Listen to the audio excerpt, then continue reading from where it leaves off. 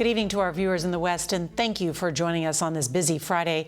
We want to begin with the breaking news from San Francisco and the new details about the condition of the husband of the Speaker of the House, Nancy Pelosi. The 82-year-old is out of surgery tonight. His doctors say the effort to repair a skull fracture was successful. His right arm and hands were also seriously injured after a horrifying attack with a hammer inside the couple's home.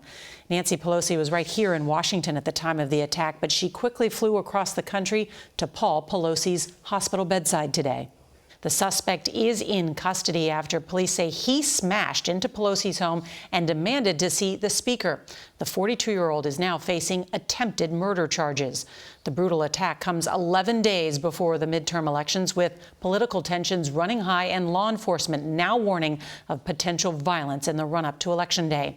The attack has reignited calls for additional protections for family members of America's leaders. We begin with CBS's Scott MacFarlane on Capitol Hill. Good evening, Scott. Norah, good evening. 21 months after rioters stormed the U.S. Capitol, some yelling, "Where's Nancy?" A California man's accused of storming her house, attacking her husband, and asking, "Where's Nancy?" Police first responded to the break-in at 2:27 a.m. inside the Pelosi home in the wealthy Pacific Heights neighborhood of San Francisco. 3910-2640 Broadway, across of Scott and Normandy.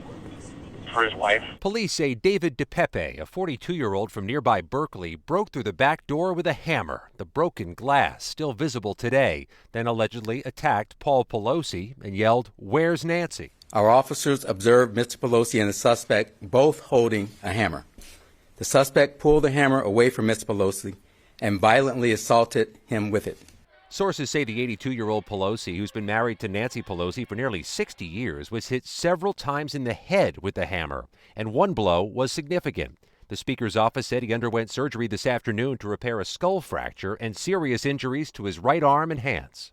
A motive hasn't been determined, but sources tell CBS News it was a targeted attack and that DePepe intended to tie up Paul Pelosi and wait for the House Speaker to return.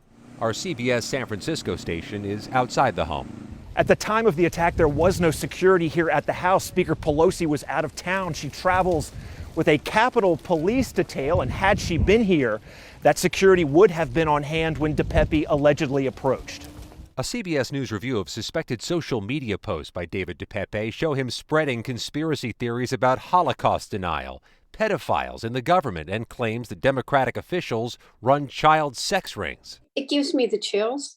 Michigan Democrat Debbie Dingell knows Paul Pelosi well. And what you've seen happen with Paul Pelosi is something that could happen to anybody that's serving in public office.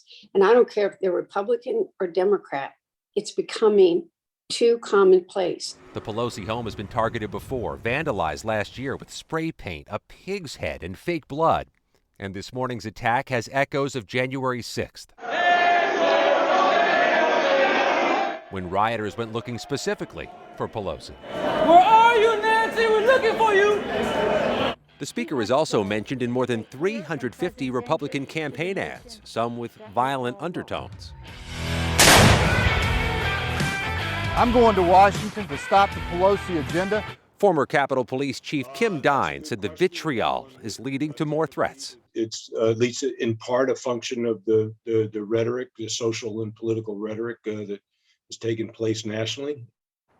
In a statement tonight, Congressman Steve Scalise, who was shot by an attacker 5 years ago, says there's no place for violence in the country and that he's praying for Pelosi.